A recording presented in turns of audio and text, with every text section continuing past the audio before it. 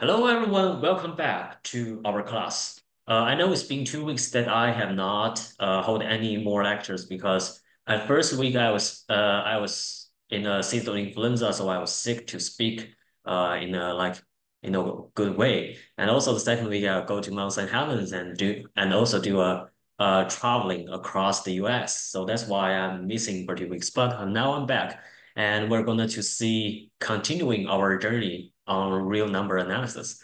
So remembering in the last lecture, we have talked about what's called sequences and series, right? And series is it's a partial sum of a certain sequence of items.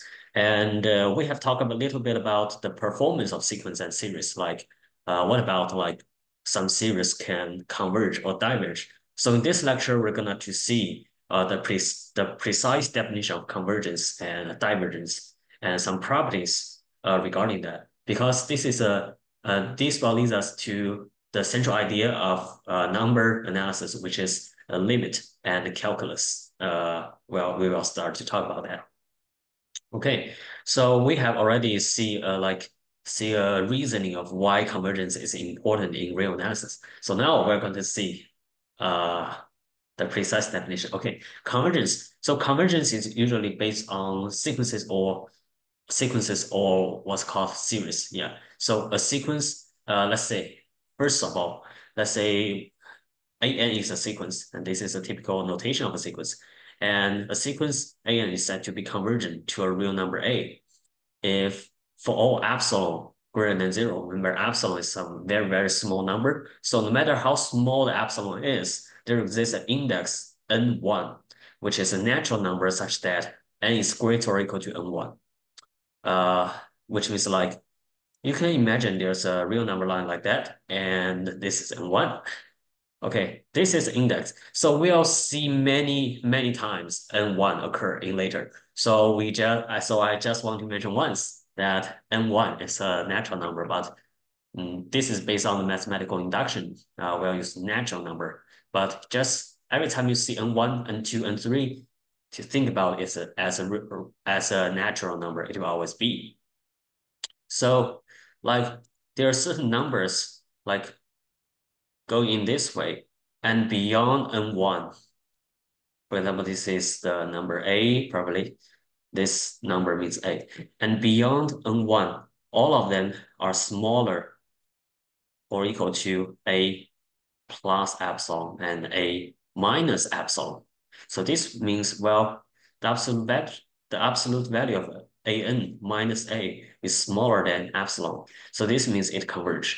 Okay, this is the definition of convergence. And from now on, we'll always use one common language, which is called delta epsilon language. And that is central in a real number analysis. So now we have already see like what's epsilon means, and we'll soon see what delta means later. Okay, so, and there's an if and only if relationship between, if you say like an minus a, its absolute value is smaller than epsilon, which is equal to like all of the an such that n larger than n1, that it is larger than a minus epsilon and smaller than a plus epsilon. So we can see a graph like that. We can see a graph here. Like this is A. All the number will converge to A, right? So beyond the N1. And what will happen is like AN must be in the range here. Okay, so this is what we call this is what we call converge. So converge, you can also think about like converge is if the it's like how do you say it's like a asymptote. Yeah, it's like a asymptote, like beyond certain number or it goes to infinity and all of the items, all of the terms in that sequence or series will converge to it will just be only one value. So that is convergence. So yeah, that's a fact. That's a direct fact from that. Like, and I think it's very easy to understand this point. Like, if a sequence AN converges, it can converge to only one single point. So, it cannot converge to two or more points, which is impossible. Imagine like there's there's A and there's B, which is two different number, and it converges to two different number. Well, that is impossible. It can only be one. Because always like asymptote is going to be 1 point. And if it's oscillating between two numbers, well, that is that is not asymptote. That is still have the waving property, right? So in mathematics, we consider this in this way. But in physics, we know that there's some called particle wave duality, right? Which is not mathematicians' thinking way. Okay. So we'll see a rough proof about this fact, why a sequence can only converge to only 1 point. So here, we'll use the proof by contradiction strategy. Um, because it's easier to prove like if you have 2 points and they all converge to A1 and A2, which is impossible. If you can show this one and you are done the proof, which is easier than to say you want to prove all of the sequence must converge to one number, which is I don't know how to prove in that way, but some smart people can do it. Okay. Okay, so suppose A converts to two different points, A1 and A2, such that A1 is not equal to A2 or A1 smaller A2 without loss of generality. Okay, so this is the first time we see the term without loss of generality. So what does that mean? It can always abbreviate into without loss of generosity. So if you see WLOG, it means that. Okay, so what that means is like without loss of generality, it means if some cases happens and all other cases can be in the same logic. Okay, so in this way we say A1 not equal to A2. And if we say A1 smaller than A2 is not without loss of generality, then it's because if A1 not equal to A2, there's only two possible points, which is A1 smaller than A2 and A1 larger than A2, right? And this term will also be A2 smaller than A1. So we just replace A2 and A1, which is two variables. We can always replace them by any symbols. So it is still the same. So this is what we mean without loss of generality. So in that way, it made us like much easier and concise to write a proof. And because A2 minus A1 is larger than zero, because now without loss of generality, A1 is smaller than A2. So this is larger than zero. And then by Archimedean property 2, if you still remember, that is to say for any very, very small number that is a positive, like A2 minus A1, and there exists a smaller positive real numbers. So there exists epsilon, which is smaller than A2 minus A1 divided by 2, which is smaller. And this one is smaller than A2 minus A1, which is correct. Okay. Or A2 minus epsilon is larger than A1 plus epsilon. So how can we reach from this point to this point? You can just divide it.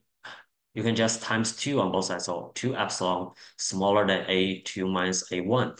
And then separate the 2 epsilon out. So which is A2 plus epsilon and smaller than A1 plus epsilon. Oh, maybe this is minus. Maybe this is minus because minus here is positive. So the epsilon here is positive. So when it goes to another way, it is minus. So that will reach this one. Okay, so what this tells us is like the two intervals A1 minus epsilon, A1 plus epsilon, and A2 minus epsilon and A2 plus epsilon are disjoint because the upper boundary of this interval is still smaller than the lower boundary of the another interval. Because AN converges to A1, we can use the definition of convergence and the definition of the epsilon here, how we define epsilon here. And there exists N1 such that for all n larger than N1, larger or equal to N1, like N minus A1 is smaller than epsilon. Okay, that is the definition of convergence. Or AN is belong to this interval for all of n larger than N1. And similarly, there exists N2, and N2 is also some like very, very large number that we want to find. And in this case, we find out like an minus a2 is smaller than epsilon. Its absolute value is smaller than epsilon. So what this means is like, well, an is belong to a2 minus epsilon, a2 plus epsilon. Okay, and this means, well, they're they're belonging to separate separate cases. So making it more precise, we define n3 to be the maximum of these two. So which means if n larger than or equal to n3, then these two must be satisfied because it is for all of the n larger or equal to n1 and n2. And in this case, they belong to two disjoint intervals, which is impossible to see. So an must converge to only one point, which is a1 and a2, and that's the same point. So this is how we prove it. And the convergence leads us to a new definition, which is called limit. Limit is any sequence an may or may not converge or diverge. And if it converges to a single point A, we call A the limit of the sequence. So previously, in this case, in this proof, A2 and A1 are limits, and they're the same. So we say A1 is the limit for AN. Okay. And we can write it as a symbol. Maybe you have already seen this in high school calculus. So this is why we reach our like rigorous definition of the limit. A is defined as lim n goes to infinite an. And every time you see this, it means the limit of a certain sequence, or it means that if the limit exists, then this sequence is convergent. Okay, and there's a theorem which is important. Maybe this is, you can say, well, it's just an example. It gives us an example of one sequence converge, which is n over one. It converges to zero, or limit of n goes to infinity, 1 over n is zero. So this means, well, you may say it's just an example, like shows the 1 over n converges to zero. But this is a very important character of some more complex sequences we'll use later. So in this case, we just want to make sure that this is correct. Okay, so how we can prove this? Imagining we want to show some sequence converge to a certain limit, and we'll see that limit plus or minus epsilon has the range that contains all of the very large goes to infinite terms in that sequence. So which is another way to say we need to show that for all epsilon greater than zero, there exists an n1 such that for all n larger or equal to n1, 1 over n minus zero's absolute value is smaller than epsilon. So in that case, imagining like okay, we say this is zero, right?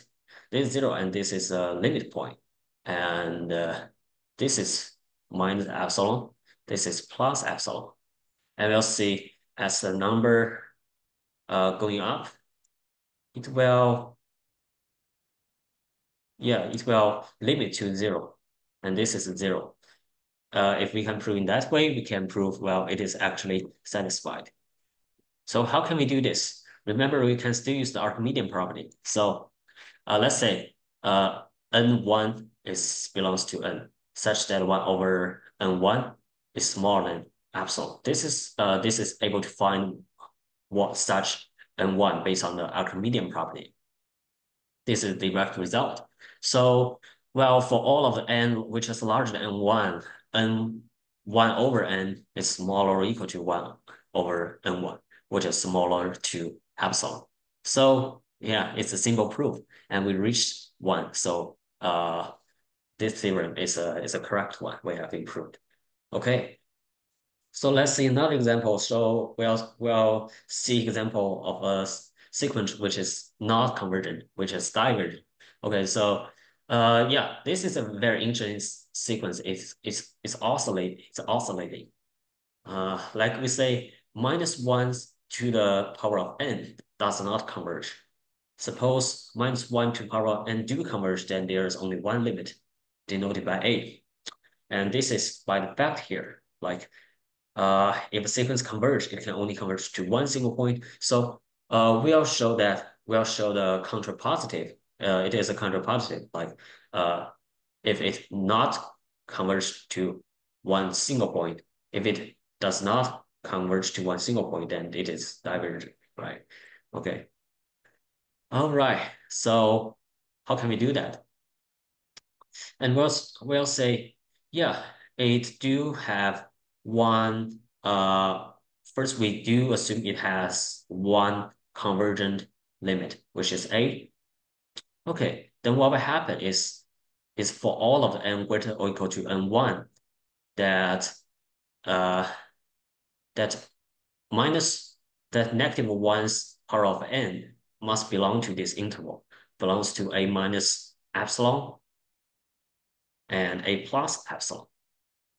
However, this is not for all of the epsilon because we know we have the common sense that minus 1 to the power n is equal to 1 or minus 1 to the power, depending on the odd or even numbers. And all odd and even terms are infinite, right?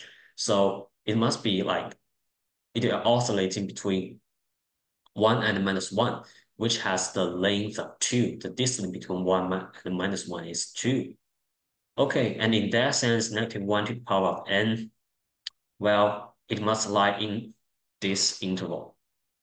And the epsilon will not be very small. At least it will be larger or equal to 1. So that in that case, we failed. We failed to find the like a single limit point. Okay, so minus 1 to the power n does not converge. And because one sequence can only be converged or diverged. So in this case, it is diverged. All right, and we'll see one more example. And this example is to show 2 over n to the power 2 plus 4 over n plus 3 converges to 3. And in this example, we'll use the result from the previous one that 1 over n converges to 0. So this one is actually based on this theorem. So now we can see how important this theorem is. So first, by the convergence definition, we just want to show this one. And this is the limit. This is the limit notation of how sequence convergence is written. Okay. And we just also to say this is correct.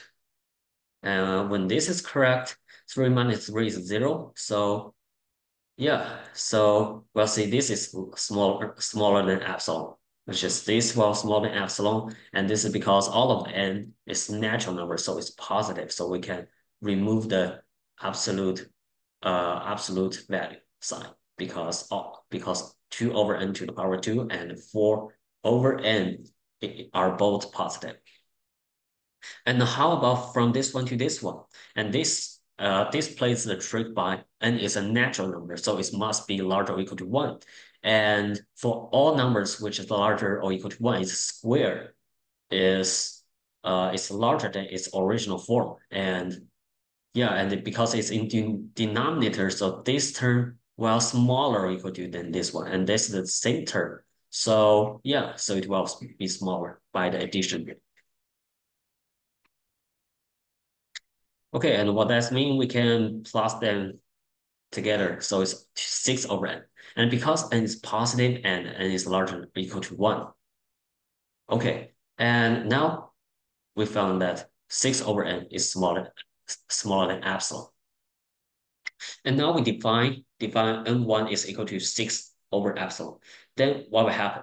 It's like, well, we want to see for all of the n larger than n1. This is true, which is this want to prove, what we want to prove is this is true, right? So if n1 is equal to 6 over epsilon, then 6 over n1. What is that?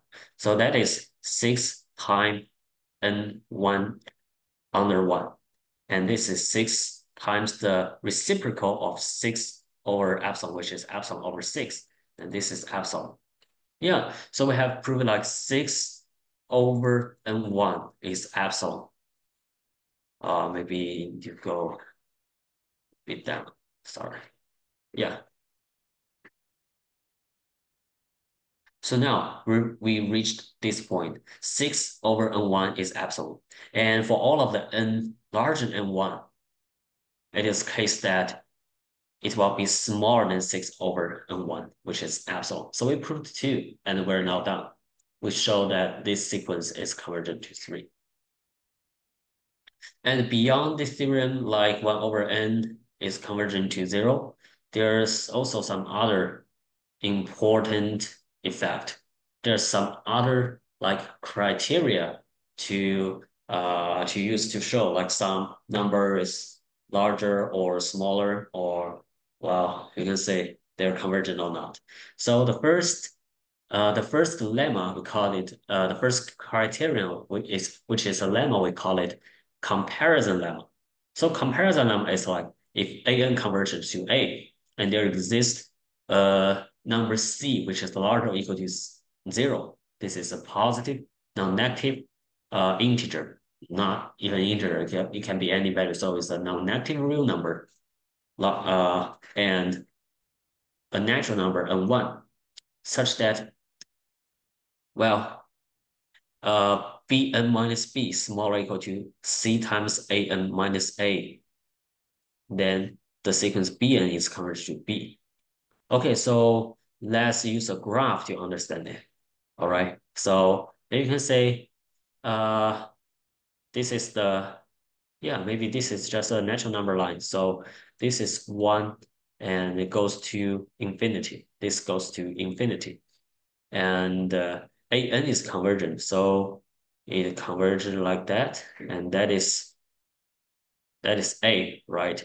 And what this means, like we can see, well, we enlarge an minus a to like to twice as it's obvious, so it will be like that. And what that means is like this is for example, this is c times a and minus a. If you are showing this trend, and bn minus b is smaller than that, so it's somewhere smaller than that, and it will also reach a very small point, and that is a convergent to b. Okay, and beyond that, we can also use a rigorous proof to show, well, it is actually true. So let's see how we can do that. Okay, and first of all, we'll separate into two cases to discuss. So first, what about if C is directly 0? So if C is directly 0, then, well, 0 times some number is still 0. So bn minus b is smaller or equal to 0, which is definitely 0, which means like, well, beyond a certain point, like beyond a 1, bn minus b is 0, which is the same. So, well, that definitely converges because 0 is smaller than all of the epsilon, which is larger than 0, right? Okay, so yeah, if c is 0, then it's already proved. So the main case is that if c is not 0, and what can happen? And because we say in the lemma it says c must be a non-negative number. So if c is not 0, it must be a positive number. Okay. So if c is larger than 0, and because a minus a is smaller than any any positive number beyond a certain point n2. So in this case, we can say for all of the n larger or greater than n2, an minus a's absolute value is smaller than epsilon divided by c, because, well, at first we see it's already smaller than epsilon, but epsilon divided by c is still a positive number. So we can write in this way.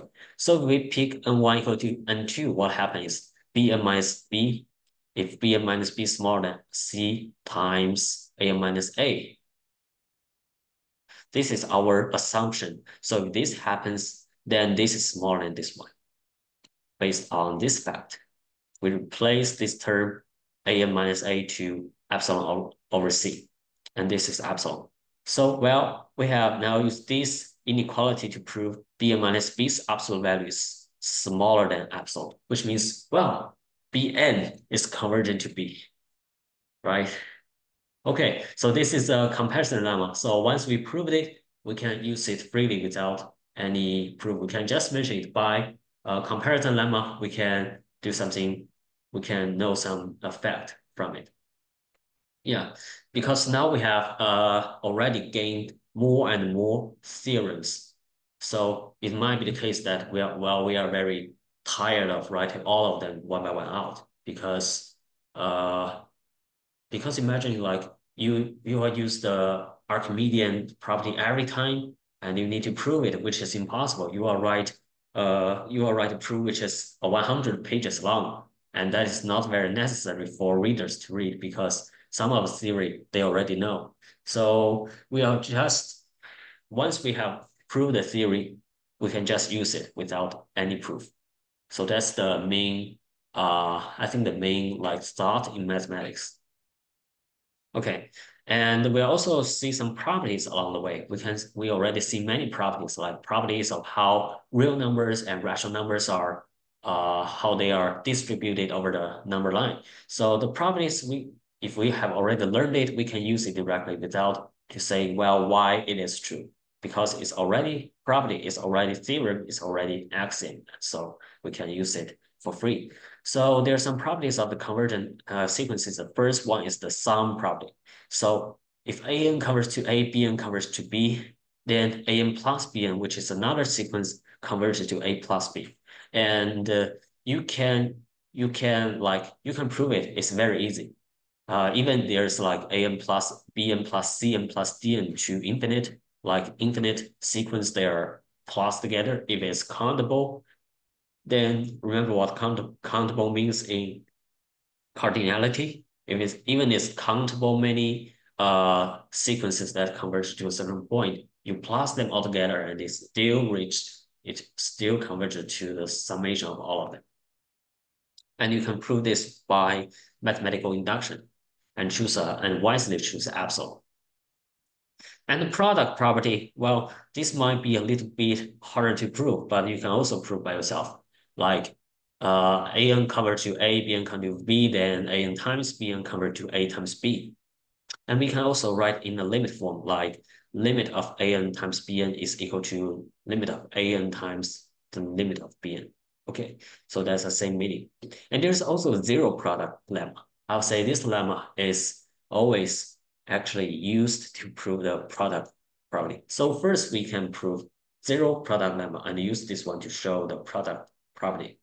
Okay, what this says is like if A and Bn both converge to zero, then what happens is An times Bn also converge to zero.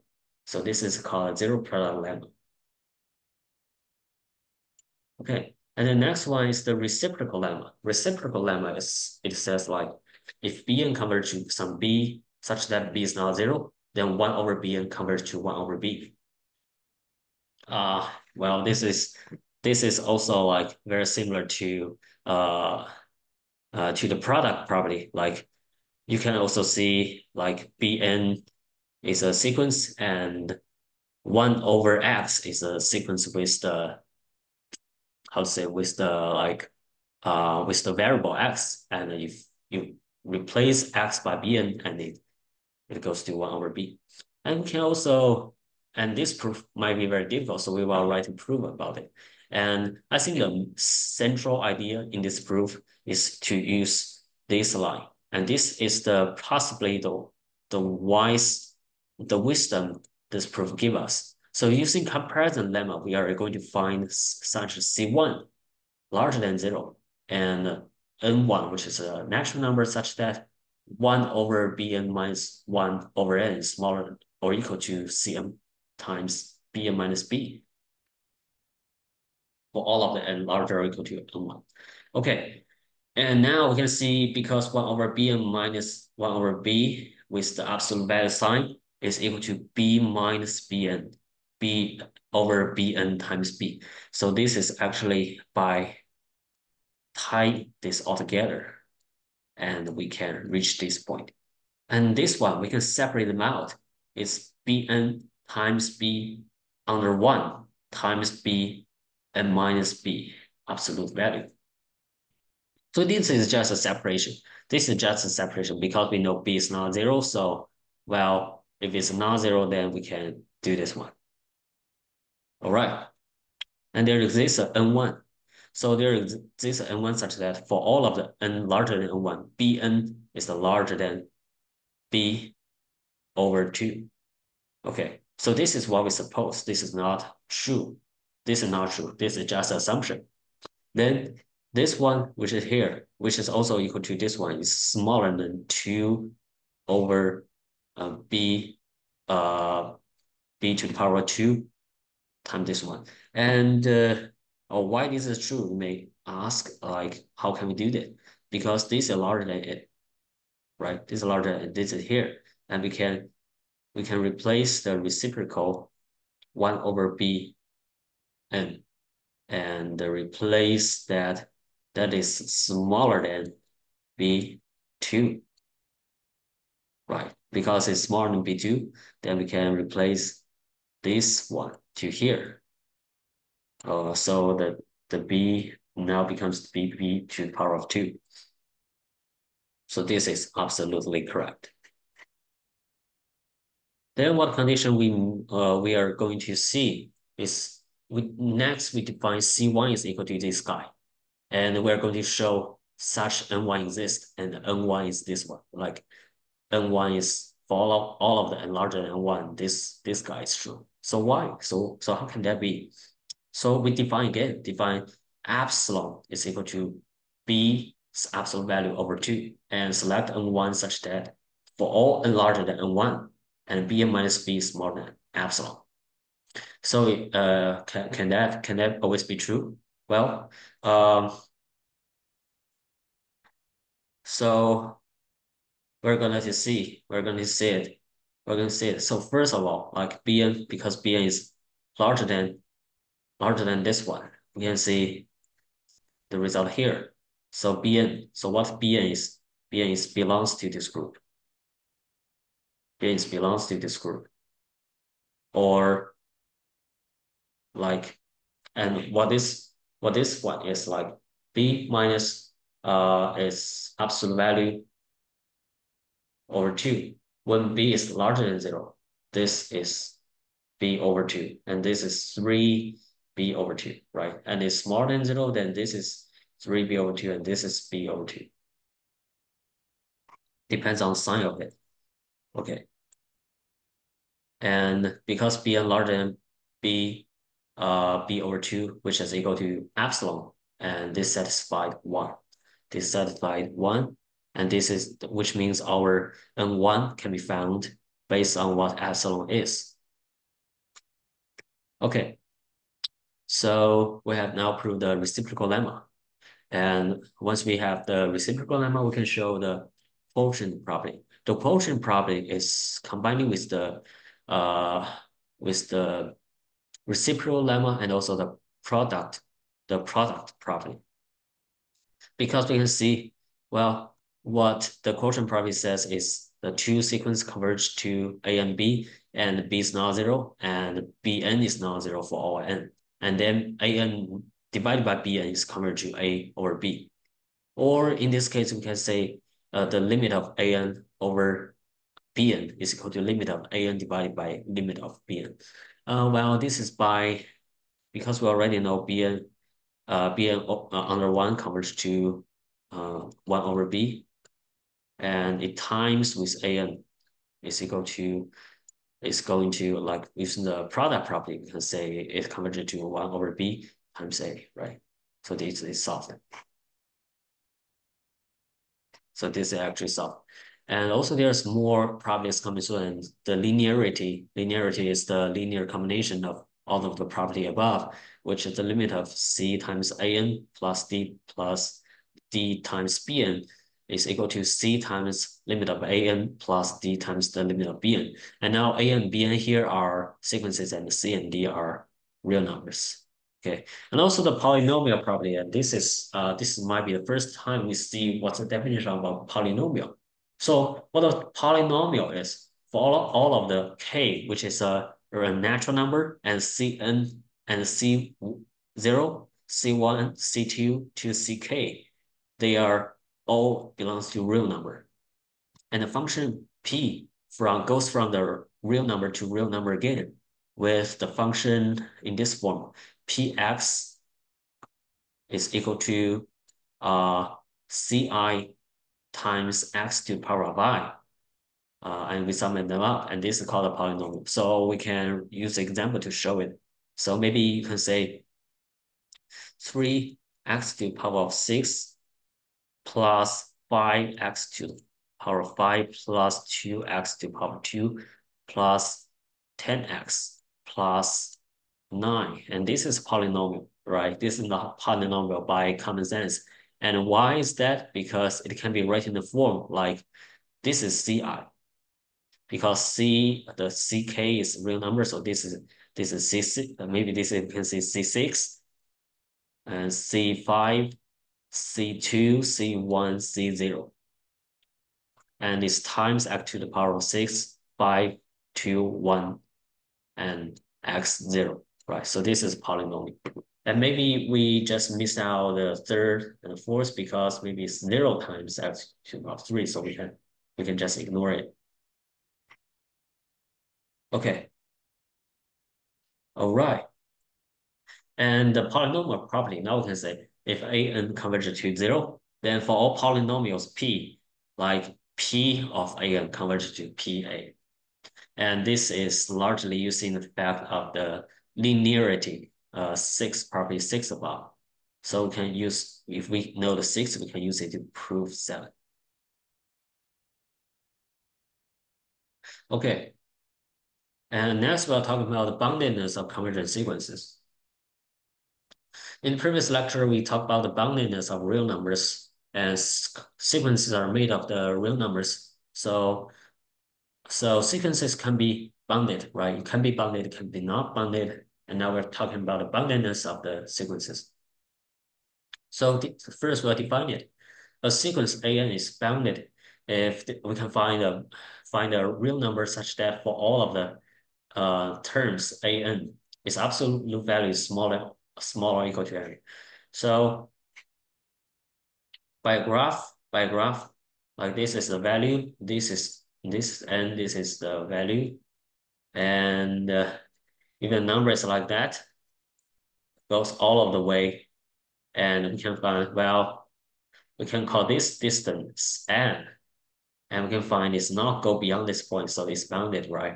And for example, if a function look like that, well, it goes to infinite, and you cannot find n that limit it, so which is not bounded. And there is an infinite theorem says all of the convergent sequence is bounded. So how can we prove that? It should be pretty easy. In this one, we'll use the thinking of like to count the finite items, and finite items must be not infinite, must be finite. And what we left the infinite sequence in N, we can say, well, it's smaller than a certain number, so it will be bounded. So suppose AN converts to A and epsilon is equal to 1. Well, 1 is large enough, but at least we know for all of the epsilon, which is positive and 1 is positive, we can know this fact by the definition of the convergence, right? So, well, first, so we go to a second step. First, this converge, and converge, we know AN minus A is smaller than 1. Then interesting things like because AN, the absolute value of AN is equal to AN minus A plus A. And this is smaller or equal to AN minus A plus A using the triangular inequality. And then we can find for all of the n larger than n1, larger or equal to n1, AN's absolute value is smaller than 1 plus A's absolute value. So, which means like uh this this item here, we define it to be smaller than 1. And this is just A. So it goes this one. And because A's absolute value already defined, so it's not infinite. So 1 plus A's absolute value is finite. And if this is finite and all of the previous term that is smaller equal to n1 minus 1, well, this is a finite this is a finite set of numbers which is all defined and not goes to infinity. So if we define m, which is the maximum of all of it, then for all index, which is natural number, n is smaller or equal to m, which is bounded. So now we have proven like all of the convergent sequences are finite or bounded. Yes. Okay. And we'll introduce a new notation like what a sequence belongs to a certain set means. It just means that for all of the items in that sequence xn, all of the terms in that sequence is because terms are numbers or elements, and all of those elements is in the set S. So this is what that means. Okay. All right.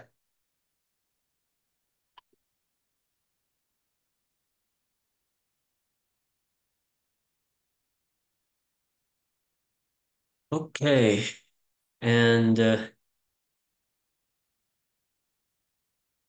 okay, the next one we'll talk about the sequential density of rationals. And rationals, what rationals are, is rational numbers. Okay, and every real number is the limit of a sequence of rational numbers. So this theorem it says like, if we can find a certain real number in a real number line, and we can find another sequence of rational numbers that goes to that real number, and that real number is the limit of the sequence.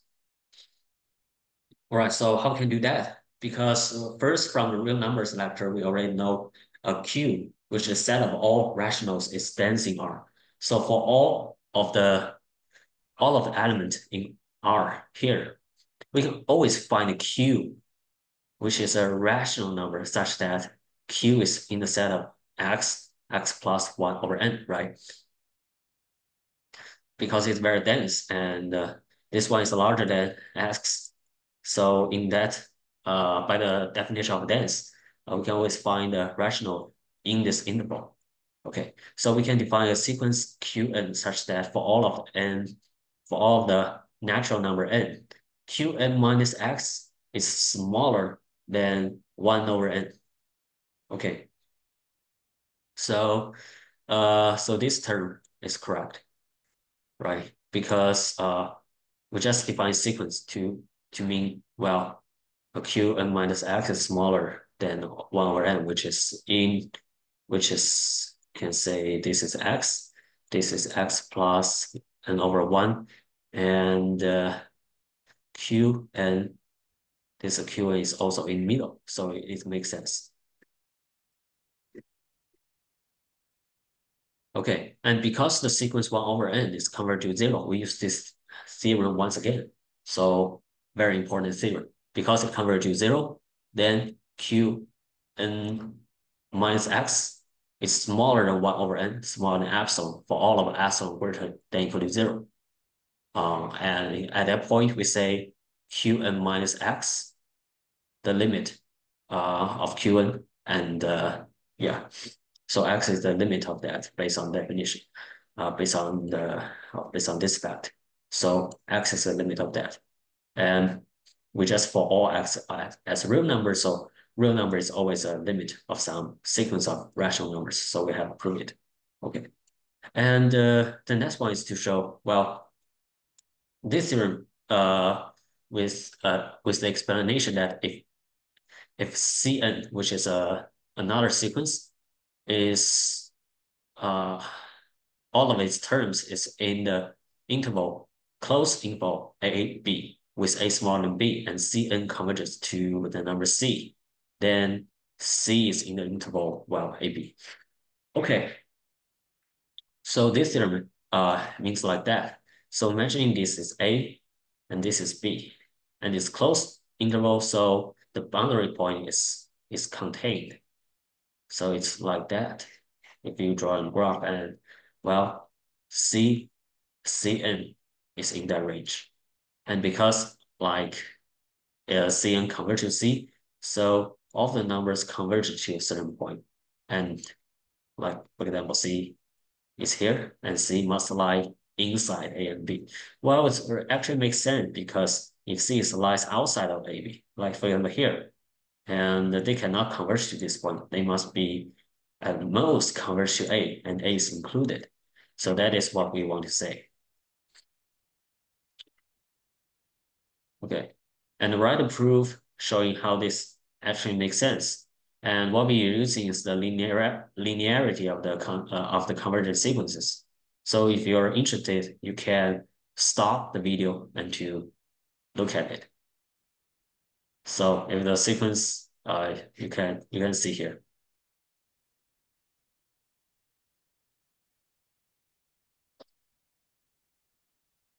Okay. Next topic, closed and open sets.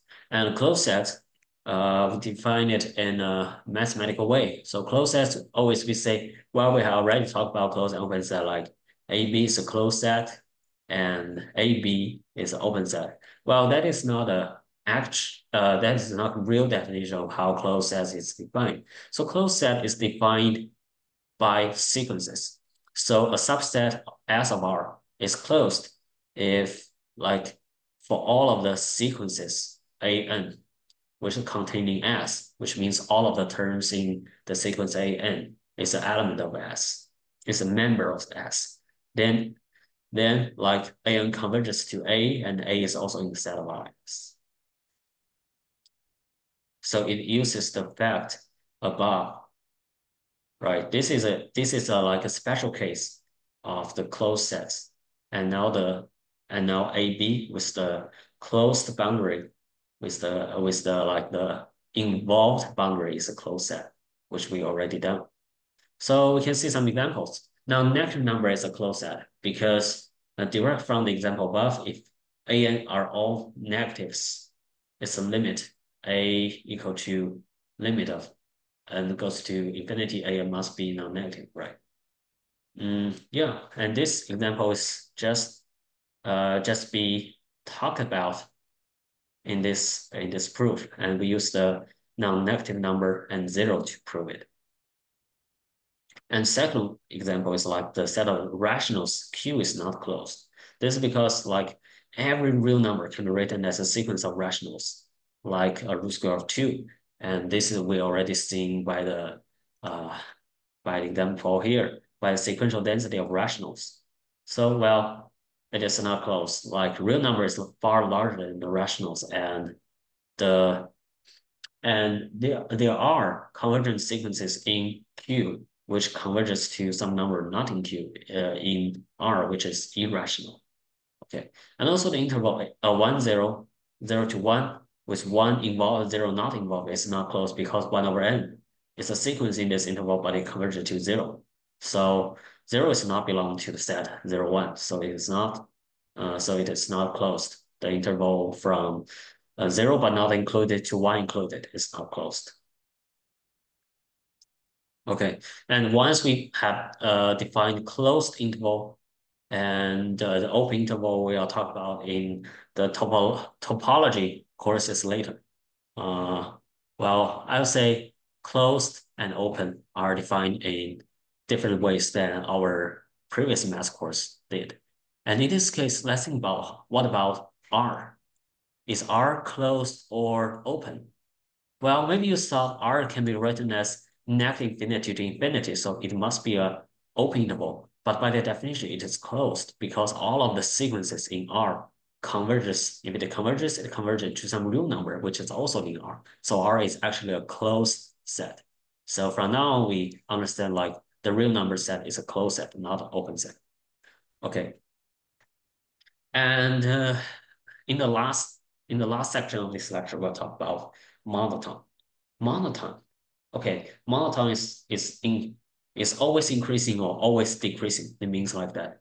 So we define a sequence AN is said to be monotonically increasing if for all of the index n, AN plus 1 is larger or equal to AN. So it goes like that. It can equal in some point, like equal, but it must increase, not decrease. And if it's monotonically decreasing, it goes like that. It can only decrease. It cannot have some point like increasing like that. So that's monotone. And a sequence AN is monotone, defined as monotone if it's either monotonically increasing or monotonically decreasing. So that's what a monotone means. Okay. And there's one theorem called monotone convergence theorem. And monotone convergence theorem is a monotone sequence converges if and only is bounded. And also if it's bounded, if it converges and the monotone sequence converges to the supremum of an if it's increasing and converges to its infimum if it's monotonically decreasing. So we can actually draw a graph to see it. Well, we say, yeah, maybe this is okay. Okay, so if it's monotonic decreasing, right, and it's bounded, look at uh look at the definition. If it's bounded, it converges, and it converges to this is monotonically decreasing, and it's convergent and convergent to the infimum, and this is infimum. And what about if it's increasing, monotonically increasing? And it will converges to the supremum. So that makes sense because if a sequence is always decreasing, it cannot bound it up. So that will lead to the infinite of something. And if a sequence is multi increasing, which means it will not bounce down. So it can only be approach larger and larger values. And if it's bounded, it cannot go beyond a certain level. So it's stuck here. And it will be very tiny changes in very long term so that it goes to the supremum of that set. All right. Okay, we can write a proof about this one because math is always done by the proof and is always finished by a proof. Okay.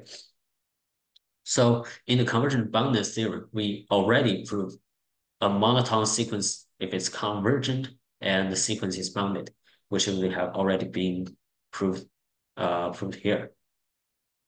Remember, it's here. Like every convergent sequence is bounded. So well, because every convergent sequence is bounded, and uh, yeah, a monotone sequence is always a sequence, right? So every every monotone sequence, convergent monotone sequence is bounded because we already proved the first direction. So we are only left to show the second direction that a monotone sequence AN is bounded and it converges to 1, 2.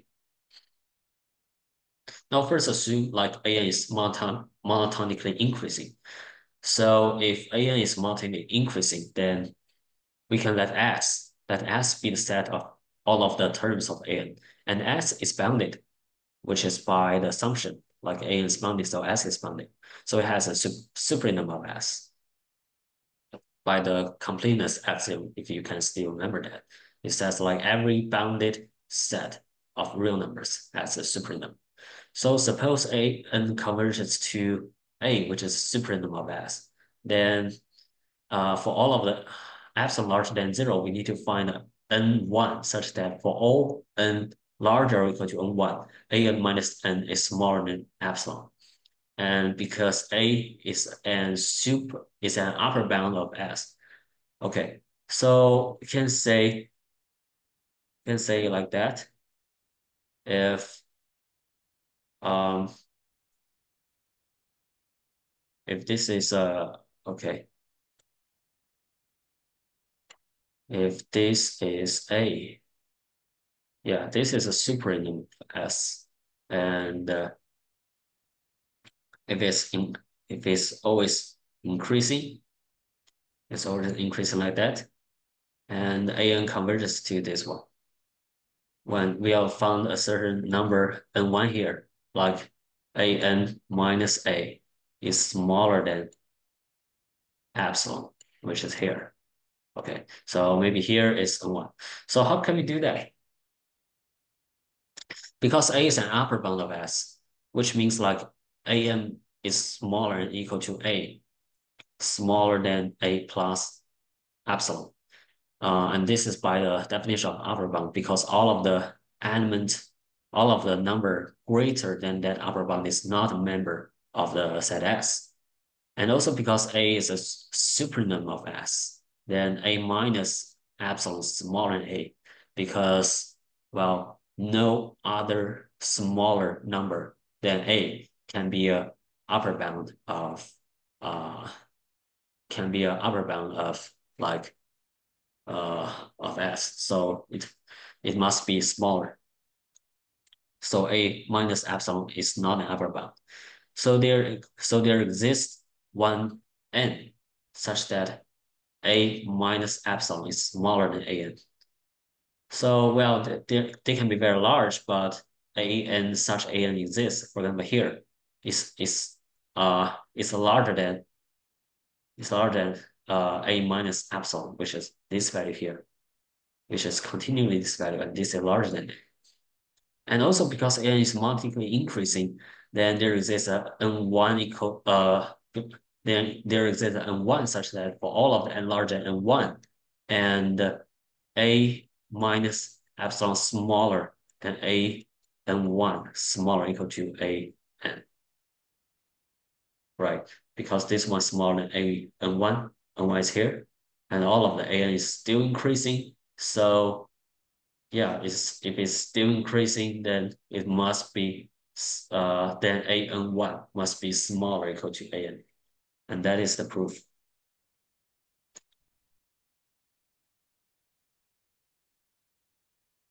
And now the case becomes like we have already proved the 4 and 5, not 4 and 5, but yeah, with 4, which means like an is smaller than a plus epsilon, and with 5 we say a a minus epsilon is smaller than an, which means a minus epsilon smaller than an smaller than a plus epsilon.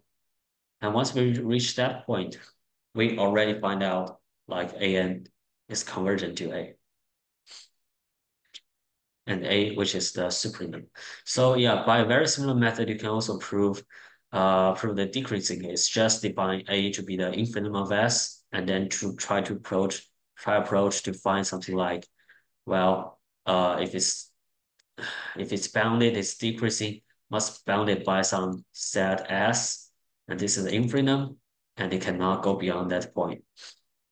It will at least smaller than some B plus epsilon, and it's also smaller than B minus epsilon, Bn, which is you can show that way. Okay. Okay, so should we do one example in the end? I hope so. And yeah, let's talk about a funny example, the harmonic series. Harmonic series is Sn. Remember we'll talk about series. Series is always a summation of some sequences, partial sum. So let's say Sn is given by the summation of 1 over k. So Sn is monotonically increasing because 1 over k is always positive, and we always add one uh positive positive case. Yeah. So imagine like if you already have a step and you add a step with a positive distance, you increase it, and you also increase it. Maybe a large step happens, increases, but it always increases when you add a positive number into it. So Sn is mounted increasing because S2, yeah. So now we think about S2 is equal to 1 plus 1 over 2, which is larger than 1 plus 1 over 2. And S4 is S2 plus 1 over 3 plus 1 over 4, which is larger than equal to S2 plus 1 over 4 plus 1 over 4, which is 1 plus 2 over 2. Because 1 plus 4 plus 1 plus 4 is 1 over 2. And we add 1 plus 2 here, which is equal to 1 plus 2 over 2, right? Okay. And just to remember, we can always do a S8. S8, what is S8? S8 is S4 plus 1 over 5 to plus until 1 over 8. In this case, we can also minimize all of the item into 1 over 8. And this is larger than equal to S4 plus 4 times 1 over 8, which is 1 plus 3 over 2. Similarly, S16 is equal to S8 plus 1 over 9 until 1 over 16. And in this case, S8 plus, uh, we can always minimize all of them into 1 over 16. So we make sure S16 is larger than S8 plus 8 times 1 over 16, which is 1 plus 4 over 2. So in this trend, we say this is S. Okay, we can say this is S to the 2 over S2 to the power 1, S2 to the power 2, S2 to the power 3, S2 to the power 4. And it is always larger or equal to 1 plus 2 under 4, 1 plus 2 under 3, 1 plus 2 over 2, and 1 plus 2 over 1. And if this case continues, we'll see this one. As 2 to the power n log is larger than 1 plus n over 2 for all of n in natural numbers. So in this case, it's not bounded above because we cannot found n such that all of the s to the power n is smaller or equal to n, because this term goes to infinity. Goes to infinity. Okay, so yeah, so why we talk about the harmonic series? Because this is an excellent example of a monotone in convergence series. Because, well, yeah, it's just easily shown like it is not bounded. It is not bounded, but it is monotonically increasing. As a result, it doesn't satisfy the two how to say, the if and only if condition. It doesn't satisfy the two conditions. So, well, it's not convergent. It is actually divergent.